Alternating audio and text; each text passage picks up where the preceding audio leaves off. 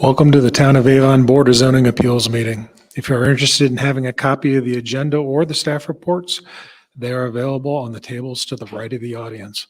This meeting is being recorded for the public record. Because of this, we request that personal conversations are kept to a minimum and all cell phones are set to vibrate with any phone calls taken outside of the chambers.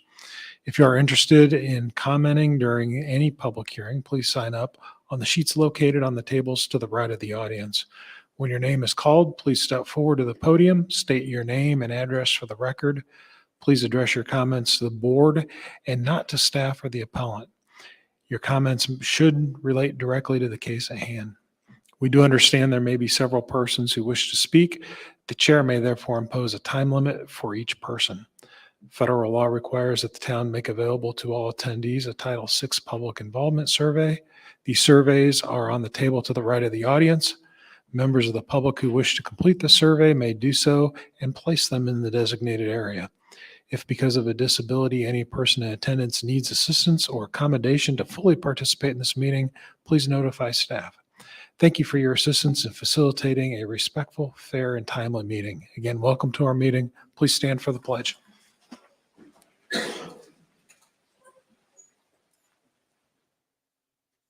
To the flag of the United States of America, and to the republic for which it stands, one nation, under God, indivisible, with liberty and justice for all.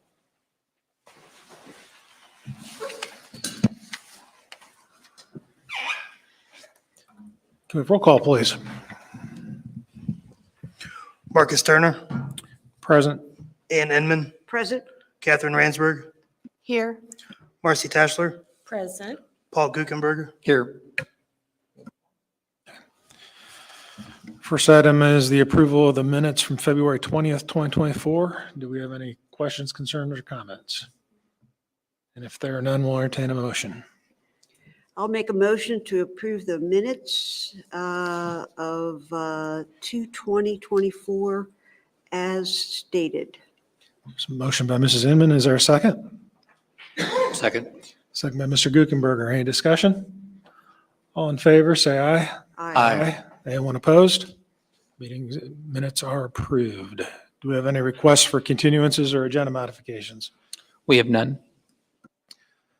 Then we will open up public comment. Is there anyone who wishes to speak at this time? And with no one coming forward, we will close the public comment at, it looks like about 6:34. We have no old business. Moving on to new business. This is VAR U24-01, take 5 oil change. Ian? Yes, this is a request for approval of a variance of use to allow for an auto services light use within Tier 1 of the US Highway 36 overlay zoning district. The property is currently occupied by Scott's Finishing Touch. I think in my staff report I say that it was occupied, but I believe Scott's Finishing Touch is still there. It's a car detailing service. Located at 9519 East US Highway 36, Avon, Indiana, 46123. It's a 0.67 acre lot and it's zoned C2. Again, located in Tier 1 of the US Highway 36 overlay district. Here's the property in question. To the south, we have some storage facilities. To the east, we have the hospital here, I believe St. Vincent's, if I'm remembering correctly. We have a mobile home community as well as some like a strip center here. This is the property as it stands today. I'd just like to point out the one garage bay door here, and we'll touch on that a little further as we move on with the presentation here. But this is the use as it stands today. Again, they're requesting a variant of use to allow for an auto services light use within Tier 1, Chapter 2.10E, which is the chapter that regulates the overlay district, the 36 overlay, prohibits auto services light within Tier 1 of the US 36 overlay. So that means that the building is currently occupied by Scott's Finishing Touch. Scott's Finishing Touch, an auto detailing service, is considered an automobile services light. So the use as it stands today is a legally established non-conforming use. Take 5 oil change itself is another automobile services light use and would therefore be allowed to occupy the building as it is and conduct operations as a legally established non-conforming use. Because Chapter 1.15A of our UDO states that a lawfully existing non-conforming use may be continued if the use adheres to the requirements of the chapter and the use remains otherwise lawful. So, that legally established non-conforming use is not terminated at a change of ownership. So they would be allowed to continue that use. However, the reason that they're here today is that they wish to add garage bay doors to the exterior of the building to accommodate their specific use, the oil change use. This is prohibited by Chapter 1.15 of the UDO, which states that a structure devoted fully or partially to a legal non-conforming use must not be structurally altered unless the alteration conforms the use to the regulations of the zoning district in which it is located. So the addition of garage bay doors would be altering the exterior walls, would be a structural alteration. They would be allowed to remodel the interior of the building as long as it's not any load-bearing walls. However, in this case, that exterior wall would be load-bearing and would therefore constitute structural alteration. Furthermore, 1.15D would further prohibit other improvements to the lot that would have the potential to possibly improve the aesthetics of the lot in accordance with the intent of the US 36 overlay. So 1.15D says they cannot expand or enlarge the use. So they wouldn't be able to increase the size of the building. They wouldn't be able to increase the size of the parking lot, anything of that nature. And, when you do increase those uses, you have to bring that use up to current standards. So it does have the potential to improve the aesthetics of the building. Ultimately, we find that there's an unnecessary hardship associated with this request in that there is an existing building in Tier 1 that is otherwise suitable for legally established non-conforming use. There's a building that is clearly designed for some sort of auto services light use. There's a garage bay there.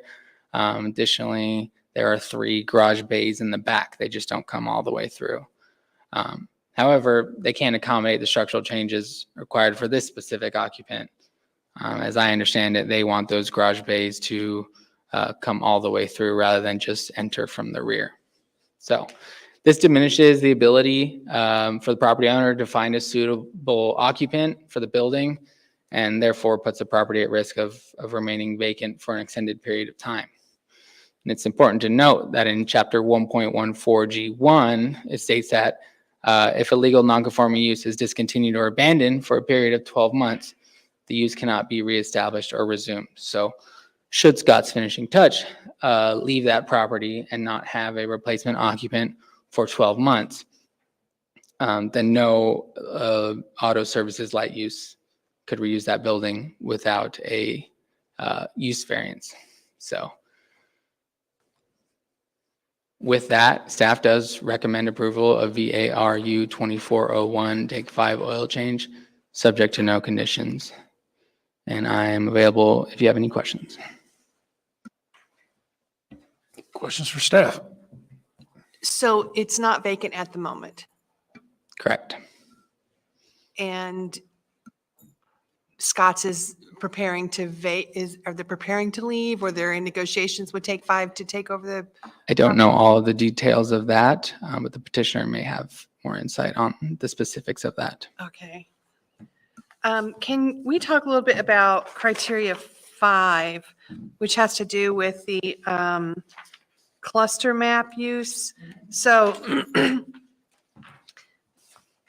under your comments, the staff report says the comprehensive plan's future land use cluster map designates the lot for wellness, which this would not fall under that criteria. Yes, that would be right.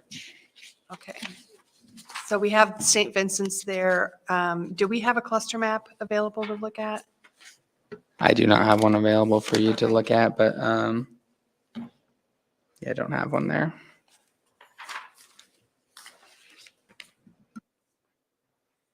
So I guess my question is, if we're talking about the overlay and we're talking about future use,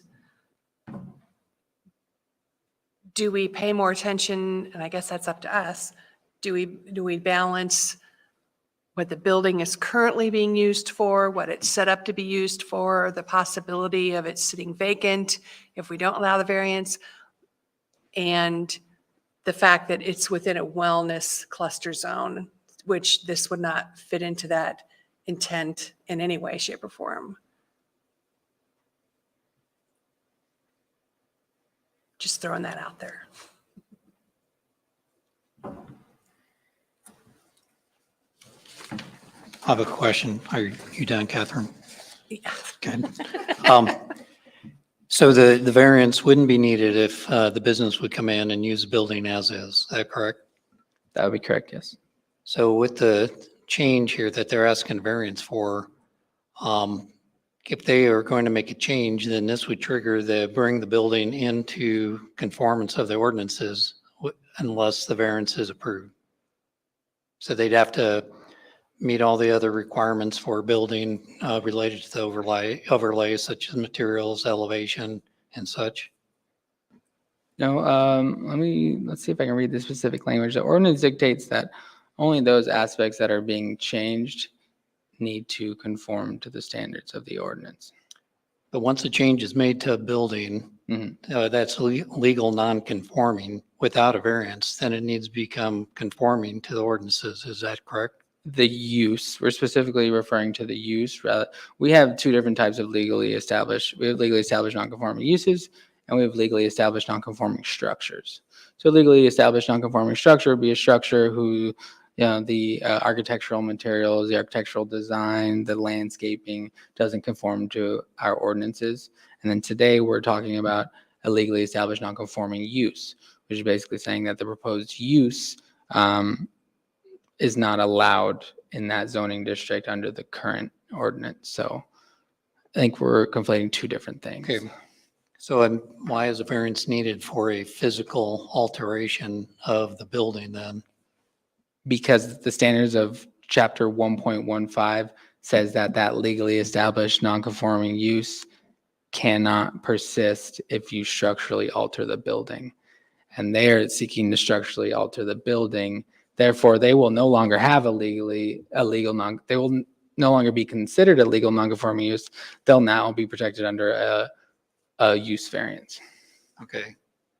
I think it feels like we're going around circles here. So if they alter the building, so you recommended no approval with no conditions, but we can impose conditions, can we not? Yes. So there's no sidewalk in this property. And I would like to see sidewalks continuation because it looks like there's sidewalks on either side. So we could impose that condition, could we not? I suppose you could, yes. Okay. And then if there are other elements to the property, could we impose those conditions too to bring it into more alignment with the development along 36 according to the overlay?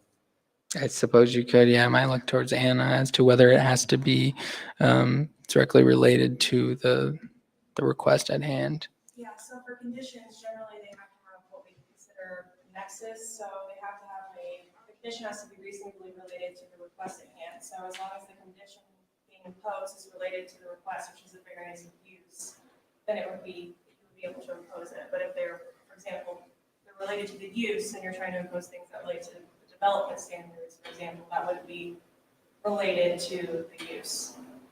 That makes sense. So a sidewalk wouldn't necessarily relate to whether you would have automobile light in that area or otherwise. That would be, I would say, would be not reasonably related to the request for variance of use.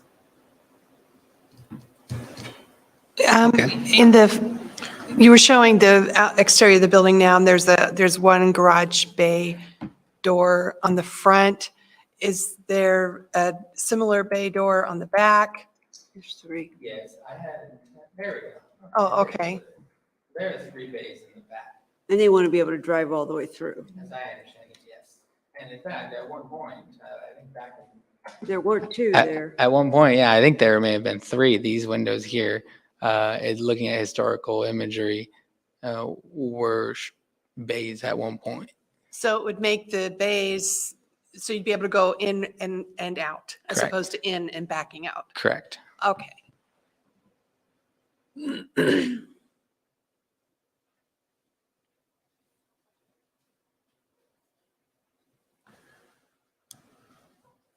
Any other questions for staff?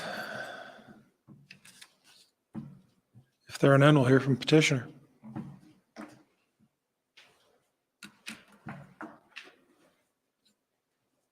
Andrew Morrison, 4351 Chase Circle, Zionville, Indiana. I'm the owner operator. We have. Thanks. We own and operate Take 5 Oil Changes in Indiana. Worked with Ian on this, and he was super helpful. So we kind of had the conversation about how we would be able to continue the legal non-conforming use, and then made the determination, since we needed to have the drive-through bay doors, that would be determined structurally altered. And so that's kind of why we're here today. But Take 5, we own and operate 24 in Indiana. We have one in Avon. We love Avon.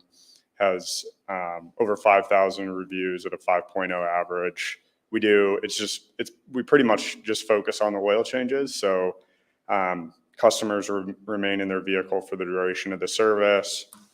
We'll do filters, wiper blades, and occasional coolant exchange, but we don't have kind of your other ancillary preventative maintenance services and other products. So it really is kind of sticking to the oil change. Bay times are 9 to 10 minutes on average, just kind of getting folks in and out. So yeah, I guess just kind of reiterating the conversation Ian and I had about how Take 5 and the quick lube use would be permitted on this site if it weren't for the adding of bay doors on the front facade. But that's something that we're franchisee. It's a requirement of the brand's kind of operating procedures. And so that's why we're here today. Happy to answer any questions. What is your, Before we get into questions, let's do the public hearing real quick. We'll go ahead and open the public hearing at 6:50. Does anyone wish to speak? No one signing up. We will close. Okay, we will close the public hearing at 6:50. I'm sorry, go ahead. it's okay. If you could, what conversations have you had with the current occupant of the building? Yeah, so he listed the property for sale. I think he wants to relocate. He's from Danville, so wanted to relocate his business to Danville.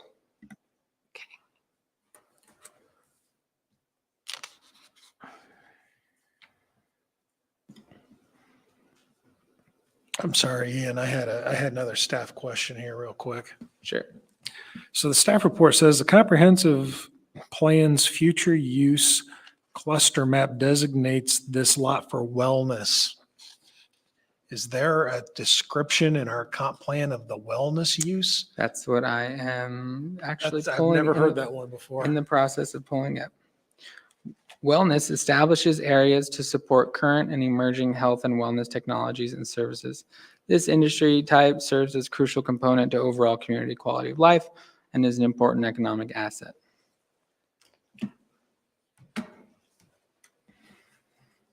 So we're talking hospitals, doctor's offices, Are there, fitness places. Things of that nature, yes. okay.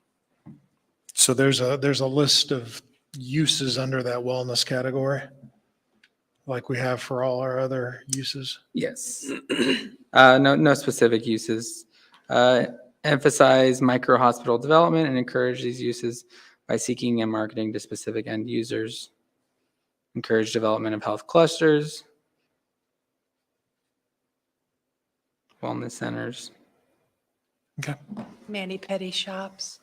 Now, in my interpretation of this, criterion 5 states, does the use interfere substantially with the comprehensive plan? It does not ask us if it aligns substantially with it. It asks us if it interferes substantially with us. So in my interpretation of this, there is a hospital next door, and does the persistence of this use, does that interfere with the operation of the hospital and the goals of that cluster? interpret it to be no.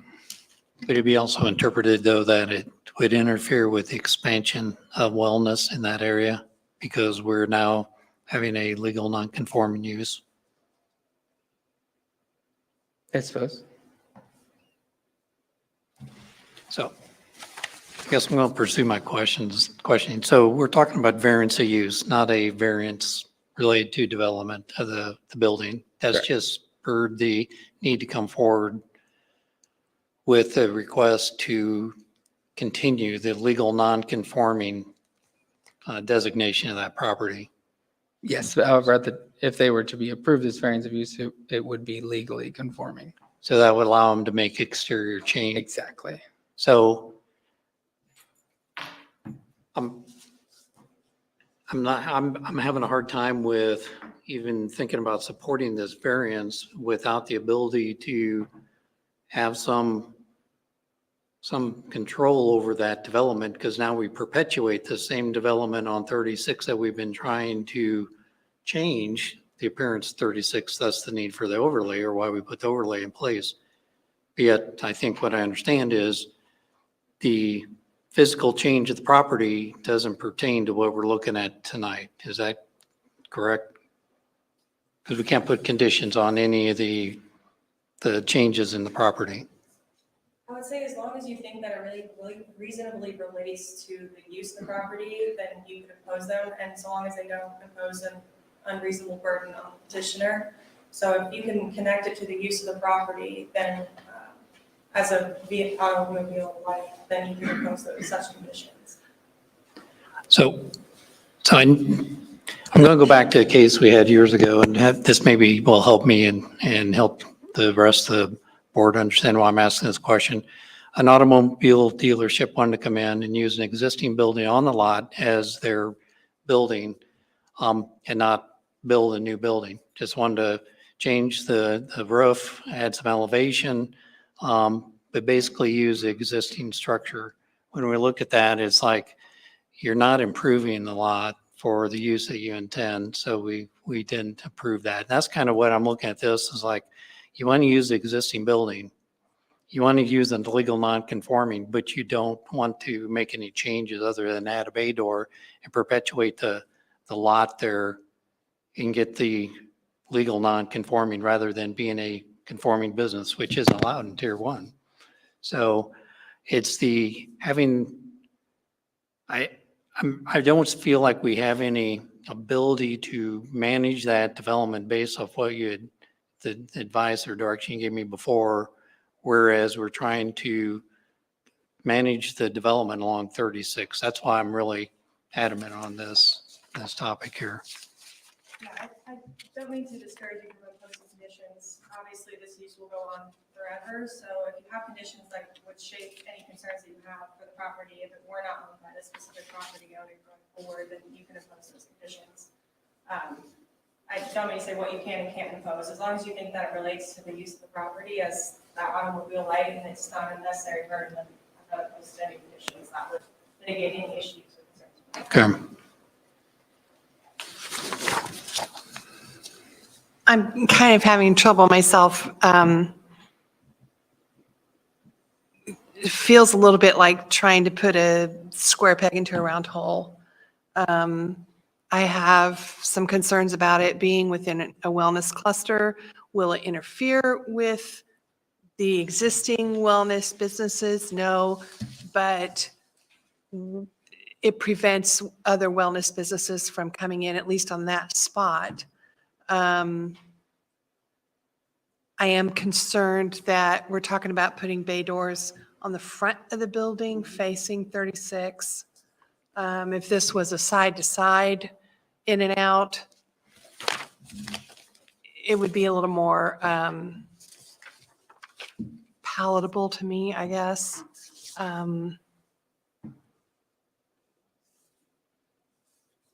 Yeah, I'm just not sure this is. I also struggle with that we don't have a lot of land left. And we're trying to attract we have 3 oil change places. We're trying to attract other things to Avon to balance the community a little bit Well, better. that can't be part of our criteria Right. though. 'Cause we can't pick winners and losers. We can't show a preference for one type of business over another. I mean, we've However, got, it's I mean, there's a a reason we have wellness chicken roast cluster. because we can't say we have too many chicken places, you know? But we don't have to approve the variance of a drive-through. Correct, right. But that can't be a reason. The fact that it's an oil change place can't be the reason why. Right. But it is in the comprehensive plan cluster map to be a wellness. That's the thing that caught my eye in the staff report too. Well, I think first of all, to Paul's point, there would be, we're going from one garage door to three. That would be through traffic of that building in 3 locations. So. Actually, we'd be going from 3 to 6, right? Because there's already 3 on the There's 3 on back. the back, but they're making them through, so that Right. parking lot is going to have A lot of a lot of traffic. traffic, whereas before it was just parking lot. Right. So to Paul's point, perhaps it would be appropriate from a safety standpoint to ask for them to commit to putting in the sidewalk. It's not a very big parking lot in the front of the building. Right. As far as the future land use map goes, yeah, it is future land use. We've got one entity in there that is wellness, and then we've got residential on the other 2 sides of that. So it is an area in transition. And storage behind it. Yeah. To the east of the hospital is a used car sales lot. So when you look at, thinking about future growth and looking at the wellness designation, that between the residential areas that could be developed as wellness, when we're looking Probably out not 10, 20 anytime years. soon. Not anytime soon, but as development goes. So, again, it's legal non-conforming. We're given a variance to allow this type of business to operate in Tier 1. That is a business that's not permitted in Tier 1. I just want to make sure automobile service light is not permitted in Tier 1. That's correct, yes. So, whereas they could operate if they did no changes to the building at all. But they can't, Take 5 cannot function in that building as it is. Which is why they want the waiver. Which means it wouldn't be the right location for them. And you said it's a requirement of a franchisee to have To have that, right. So we're not required to change our ordinances for business. At least while I've been here, we've never worried about the requirements of franchisees. Right. We question a lot of They've them. got to conform to our standards. Again, if this, I guess the other thing running through my mind is time frame on how quickly something like this could redevelop. It wouldn't redevelop just on that lot alone. Someone would have to come in and buy the other strip center, for lack of a better word, and put the 2 together to get that to happen. Well, and also, as was pointed out, we've got 2 residential areas. One is a mobile home park. One is homes that are bookending that area. And that would require some major rezoning and a massive effort to turn those into properties that are appropriate for wellness of it or any commercial development. That's a big expenditure and a big effort. I don't, the mobile home community might happen. I don't see anybody coming in and bulldozing that neighborhood to the east.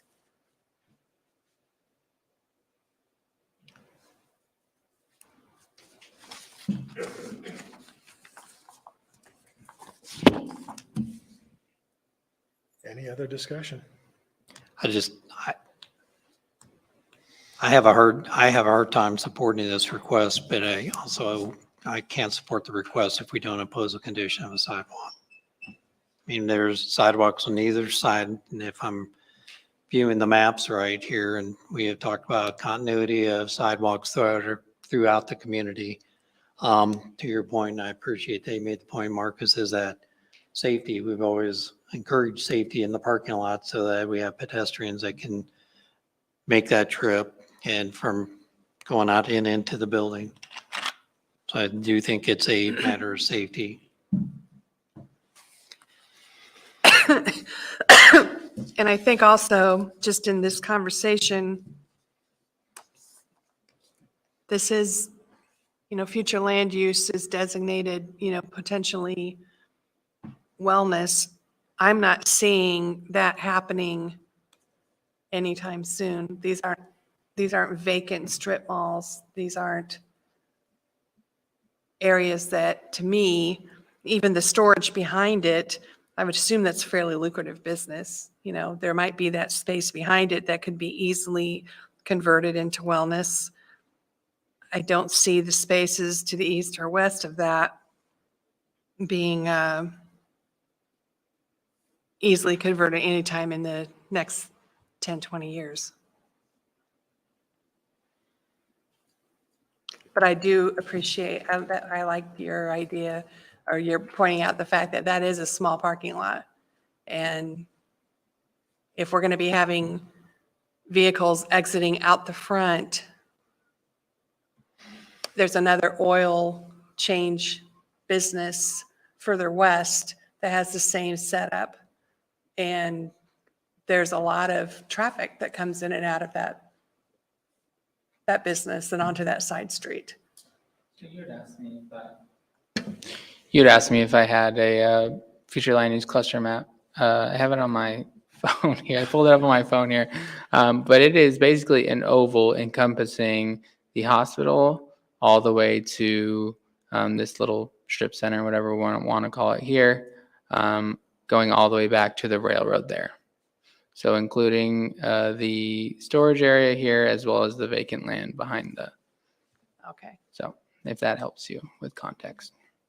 So question for legal counsel, would it be appropriate for us to ask the petitioner to commit to putting the sidewalk in? Yes. Do you want to ask him? Would you be willing to, Could you step forward? yeah, Please. would you be willing to accept the requirement of putting in the sidewalk? Yeah, we would. Okay, no problem. Have you had any conversations with surrounding? Turn your mic on. Have you had any conversations with any surrounding businesses or any neighbors there? And the current owner that wants to move to Danville, do you know why, or just curious? I think he's from Danville. I think that's why he wants to move. As far as conversation with neighbors, and we did our legal notification letters, but there hasn't been a dialogue with anyone specific. So no relationship with the hospital or no conversation there either way? That's correct. I think considering the potential for, thank you for clarifying that cluster map. Turns out it is exactly like what I was talking about. It's everything south, and it would include that building as well as the storage building, and then the vacant land all the way back to which is kind of the way a lot of our medical our medical pockets are kind of, you drive in and then you drive back away from 36.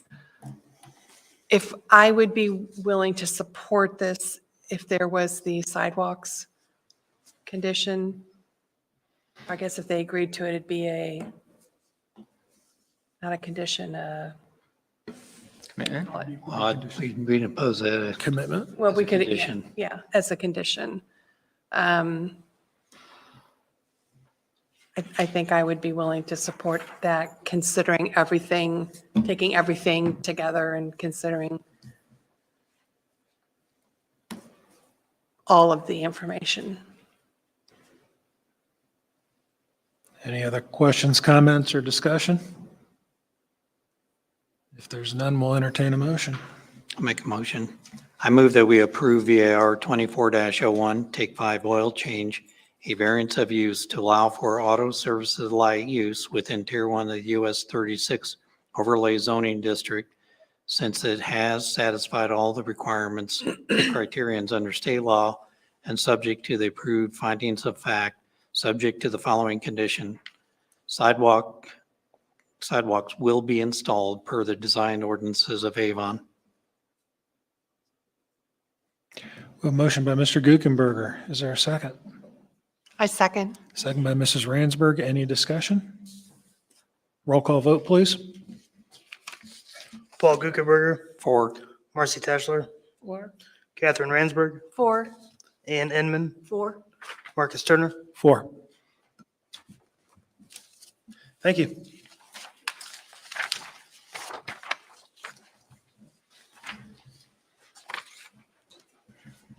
I'm just going to address, I really couldn't address it, but I represent Scott's Finishing Touch. And he was selling, left Avon, and moving to the other, like I said.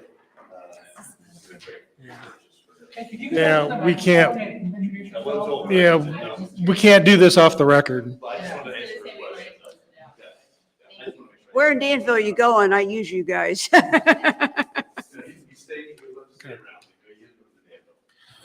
Next item is other business. Do we have any other business? I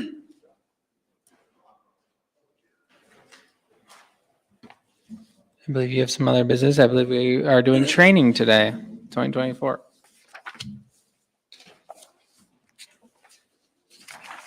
All right. So tonight I'm just going to go over just the basics, the different kind of cases you're going to hear on the BZA, just a few new updates, and then answer any questions that you might have. If you'll look at your materials I handed out, starting with the different kind of cases you hear. The first is administrative appeals. These are quite rare, but they are also some of the more difficult kinds of cases that you could hear. So this is actually where you get your name, Board of Zoning Appeals, since you kind of act like the Court of Appeals for decisions when there's disagreements between property owners and your staff. So the goal of administrative appeals is to provide an outlet where people don't have to immediately go file in state court to dispute these sorts of issues, and they can come to you and you can make decisions. You can either affirm, deny, or find other different kinds of reasons and alter the decision of staff. So for administrative appeals, your main goal is going to be answering the question, did our staff correctly interpret the ordinances that you have for zoning? So often your planning staff will make decisions that you'll never know about, where they're interpreting your ordinance. And sometimes people will disagree with your staff and they'll file an administrative appeal with you. And what you're really answering is, did staff get it right? Did they get it wrong? Or did they get it partially right? So I have a couple case examples here, but we actually had a recent administrative appeal that went all the way to the Indiana Supreme Court on page 3. That's the City of Noblesville case. This is quite unusual, so that's why it's somewhat interesting. So this was in December of last year. So what this case was about billboards. As you might know, a lot of communities are not in favor of having billboards put up everywhere. So that was the case here in Noblesville. So what happened is there was a legal non-conforming use for a billboard. It was damaged in a storm. The billboard company came out, and instead of pulling up all the concrete and then replacing it exactly where it was, they just moved it 18 inches backwards and reinstalled it. Planning staff said you structurally altered the use, therefore you lose your non-conforming status. The billboard company said, we just moved it 18 inches. We didn't really restructure it. So it went to the Board of Zoning Appeals on administrative appeal. So what was interesting about this case was the zoning ordinance said that if you relocate a billboard, you lose your non-conforming status. And so there was a disagreement on the difference of the use of words, which is very common for administrative appeals, is what does a word mean? So the argument was moving it 18 inches a location, or was it just a movement? So this went all the way to the Supreme Court, and that's what the Supreme Court was looking at, is their Noblesville's ordinance used move sometimes and used relocate sometimes, and never defined the word relocate. So ultimately, they favored with the property owner, the billboard company, and said, since you move some places and relocate elsewhere, we can't really say that any movement 18 inches is actually a relocation. So this is a good demonstration on the way in which the way your ordinance uses words and whether they're defined or not. That can be really important in these kinds of appeals. The next kind is variance of development standards. So these are the most common case that you're going to hear for lot size, frontage, setbacks, those sorts of things. And I just want to touch a little bit on the difference between practical difficulties and unnecessary hardships, because those are usually the critical finding that you're going to be making, and they're different for your variance of development standards and different from your variance of use. So looking at practical difficulty, which is the standard you're going to use for development standards, the definition being significant economic injury, not self-created, and there's no feasible alternatives. The primary concern for these is really economic. Is it going to cost a lot more money for someone to have to comply with your zoning ordinance? And then obviously, if it's not self-created, this is usually when property owners go out and do things and say, I didn't know I needed a variance, and now it's going to cost a lot of money for me to undo what I've already done. So that's pretty obvious when it's self-created. And then there's no feasible alternative. So for example, can we make the pool a little smaller? Can we move the fence a little further back? Those are feasible alternatives to comply with the zoning ordinance. So if you find that it's going to cost a lot more money, they didn't create the problem, and there's really no other alternative, then that would be demonstrating a practical difficulty in that circumstance. That is a lower standard than unnecessary hardship. So unnecessary hardship is actually Anna, quite a high Can I standard. ask you a question? Yes. So if a homeowner or property owner creates the situation, that's a practical difficulty, and there's a cost to that. Sorry. So like what you're talking about, the fence. So let's say they put the fence on the property line right up against the road where there's a 10-foot setback, and then they would be supposed to move it back, but there's a significant cost to that. So they've created a practical difficulty, I think is what you're saying? No, it can't be self-created. So Okay. if they were to go out and put out the fence, not come before you like they're supposed to, and say, well, now it's going to cost a lot of money to actually comply with the ordinance, that would be a self-created issue. That Okay. would not be a practical All right, difficulty. thank you. That would be the fence case that we heard We had. a couple of months ago. Remember that swimming pool case we And the had? swimming pool, yeah, Exactly. which not self-created, but. Right. Yes. But so you're saying that if that cost can be considered a practical difficulty? That is the primary consideration. Is it going to cost a lot more money for them to comply with the zoning ordinance? That is one of the things. So significant economic injury will Isn't that what result. I just said though? So Help me out. What I just described and what you just said to me is the same thing. yes, If it's okay. going to cost them a lot of money, it's a practical difficulty. So it's a three-factored test. So will it result in significant economic injury? Was it not self-created? And are there any feasible alternatives? So it would have to not be self-created to just cost a lot more money. It'd have to cost a lot of money and not be a problem that they caused on their own. So it's both things. So if they went out and caused the issue themselves and it's going to cost a lot of money to fix it, that would be self-created. So therefore you've met the significant economic injury, but you haven't met the standard that it wasn't self-created. If it doesn't cost a lot of money, but it's not self-created, that also wouldn't meet it. So it has to be not their fault, and it also has to be significant economic injury. Does that So make it's sense? 3 elements. Yes, so it's significant economic injury, not self-created, and no feasible alternatives. Okay. So that's a lower standard than unnecessary hardship. Unnecessary hardship isn't really looking at money. It's saying we're not going to be able to use this property, or it's not going to be used if we don't have this variance. So this is the standard you're going to be applying for variances of use. So like it says, indicate that the property cannot be put to any conforming use without the variance if it has to comply with the zoning ordinance. So a good example of this is there's a natural gas pipeline that goes through the center of a property and someone's trying to build a house in an R1 district. They didn't create that natural gas pipeline, and the only way to comply with the zoning ordinance would essentially be put their house on two sides of to comply with the setbacks or whatnot, would be to put it on two sides of the pipeline. That would be an example of a necessary hardship because they can't really use the property and comply with the zoning ordinance because they'd have to build right on top of that pipeline. So that's a really good example of what an unnecessary hardship would be. It also cannot be self-created. So for example, they didn't put the pipeline through there, and they'd have to go to lengths to, they couldn't really use the property at all. If they were to put a house on that property, it would have to go on both sides. So that's really an example of an unnecessary hardship. So we're not really just looking at money in those circumstances. We're just saying this property is really never going to get used unless we grant this variance. So I've listed the findings there, which you guys are aware of: public health, safety, morals, effect on adjacent property, and then practical difficulties is the development standard for variance of development standards there. You can always impose conditions if you have any issues or concerns. And then also, we don't see this a lot, but you can grant a variance that's different than that which is being requested. So for example, if someone comes before you and says, hey, I want a 4-foot setback, you can say, we're okay with that, but we're only giving you 2 feet. So you don't always have to go exactly with what they're requesting for the development standards there. The next one is variance of use. So similar to what I was talking about, this is the unnecessary hardship. Can we really put this property to use without this variance? And so there's more standards, there are more factors that you're looking for there. But I do want to say for variance of use, a lot of times what people will ask, well, why don't you just rezone the property? And they very well could go and rezone the property to be that use. But in this circumstance, usually what we see this is for really small properties. They're not trying to change the whole neighborhood. They're just trying to use that simple parcel there instead of rezone a large amount of property so that it complies with new standards. So good example is, do you want to put a beauty shop in the middle of a residential district?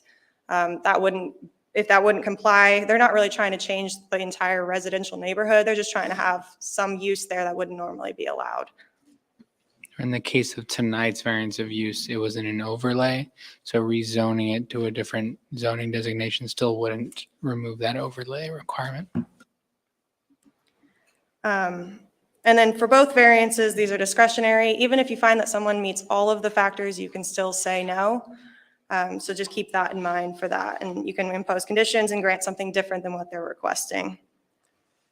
On page 5, oh yes. Now, so just saying no for, I mean, one is what we've learned and Dan has told us over the years, make sure that we talk about that to get it on the record. So it can, can we just have an arbitrary no? Or is there going to be no based on some fact or some finding? I would recommend that you make findings, yes, as to why you're saying no, but you can say, no, I think it meets all of the factors, but I just don't like this part of it. I don't think it complies with, for example, the community. It doesn't, I think it could be unsafe. You could still say that it meets all of them, but you should state your reasons for why you're saying no for the record. Okay. There needs to be discussion. Absolutely. For special exceptions, so obviously you have a permitted use table, what's allowed, and then you have things that are not allowed, and then you have things that are special exceptions. So these are generally the types of things where we aren't just saying, no, we don't want these in our community, but we want to have more of a fact-intensive discussion and before we allow this particular use here. So these are usually for unique things or things that we just don't always want, but we want to make sure that you guys are approving them before we just allow them to come in.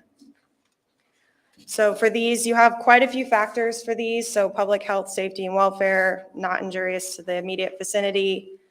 You're looking at whether it's adequately served by public facilities. So this would be, highways and streets. Can people get there? This is, are they served by fire? That sort of thing. Police. And then also, would it create a lot of public expense to allow the special exception? So would the town have to put out a lot of public facilities or services in order to comply with this? And then you also have actually additional conditions that your UDO imposes. One being pretty much, does it meet all of the factors? And then is it served by public services? It's kind of a restatement, but it's also looking at open space, traffic, those sorts of things. And then you're also looking at your comprehensive plan. So in all of these ways, you're really just asking a lot. You're wanting to know more about the business. For example, if someone were to come in and want to put one of your special exceptions as a fairground in an R1, you may not want that, but you want to know what are the hours of operation, where's light going, how much traffic is being generated by this. So it's just really that's the time when you're asking these questions to meet these different considerations you're supposed to consider. The thing that's different about special exceptions is they're ministerial. So if you find that they meet all the factors, you must grant it, unlike the variances of development standards and variances of use. So for these, if you all agree that they meet the factors, then you must grant it. So this would be different from waivers and that sort of thing where we can say, yeah, they meet everything, but I just don't like it. And then we Exactly. have the discretion to say no. Exactly. But on a special exception, we have to say yes if it meets the criteria. Exactly. Yes. Okay. You don't have as much leeway for these. So if you find that it meets all of the factors, but you don't like that you have, another one of these businesses in your community, that's not a factor you can consider anyways. And also that if you find that they meet all the other ones, you would have to say yes, even if you don't like it. Here I have on 7 for page 6. It's actually an interesting case that laid out what you can and can't do with your conditions.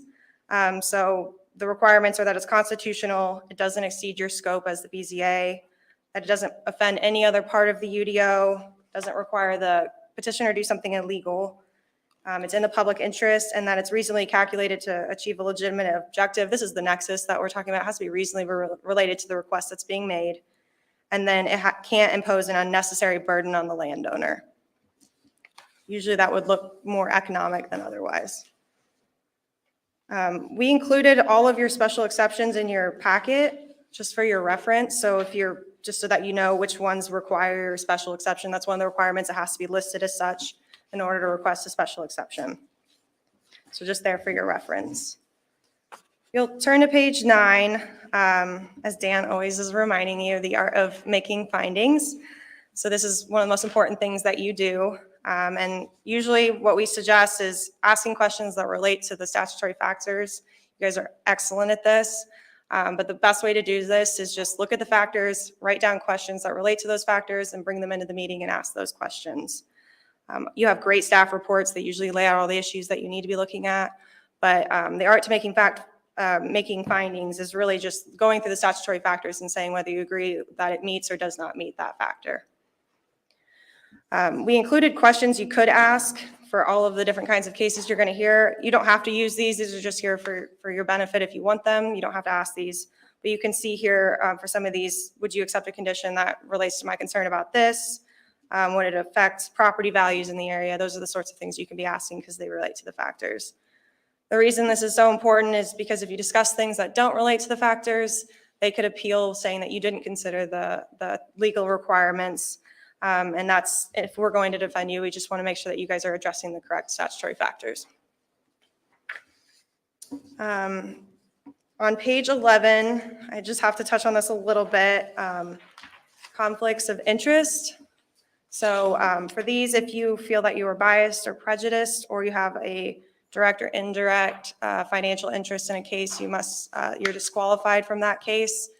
As far as bias and prejudice, only you can know whether you're biased or prejudiced. The goal to that is saying if regardless of what you hear in the meeting, if you still can't vote yes or you can't vote no, no matter what, that would be an example that you're biased or prejudiced. And then direct or indirect financial interest. This is if you or an immediate family member will gain or lose $1 based on the outcome of the case. For those, you're automatically disqualified. If this ever occurs, just let staff know and we'll just have you step out of the room and then you'll come back in, and that's pretty much how that goes. There's been some recent cases talking about this. One is about friendship. So in one of the cases, I think it was Boone County, there was a woman who knew a lot of people and one of the petitioners was her friend. And they said, well, you're friends with the petitioner, you can't hear this case. And this actually went to the courts and they said friendship isn't enough to disqualify someone. You can be friends with people. You may know tons of people in Avon. It's not enough to disqualify you if you truly believe that you can still vote yes or vote no regardless of that friendship.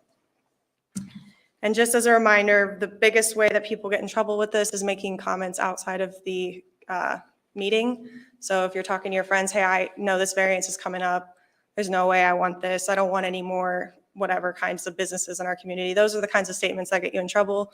So just avoid talking about the cases outside of the meeting or making statements that would require you to disqualify yourself. And then lastly, the Access to Public Records request, Access to Public Records Act. If you get any requests for any documents from the meeting, please refer that to staff and to attorneys. We'll respond to those for you. All emails, text messages, everything you do that discusses BZA business, whether it's on your personal phone, personal email, or any kind of town software they give you, those are all public records. So just keep that in mind. We prefer that if you need to talk about stuff, call people. But just know that if those get requested, we'd have to produce those to the public. And then open door law, everybody has the right to attend your meetings and be here whenever you do business. So just keep in mind, meeting is very broad. It's exactly like this, but if there's a quorum of you and you're talking about BZA business, then it would become a meeting, whether it's deliberating, receiving information, anything like that. So just keep that in mind. Those have to be done in public. And then on 13, page 13, we have a couple cases. I won't go over them in depth for you, just to read over it in your free time. But some big cases that came out last year. And I'd be happy to answer any questions you guys might have.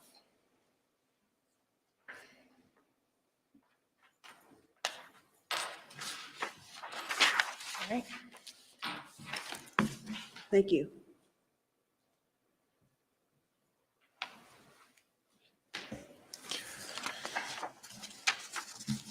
That's the end of our agenda. That's all. We're adjourned. Thank you.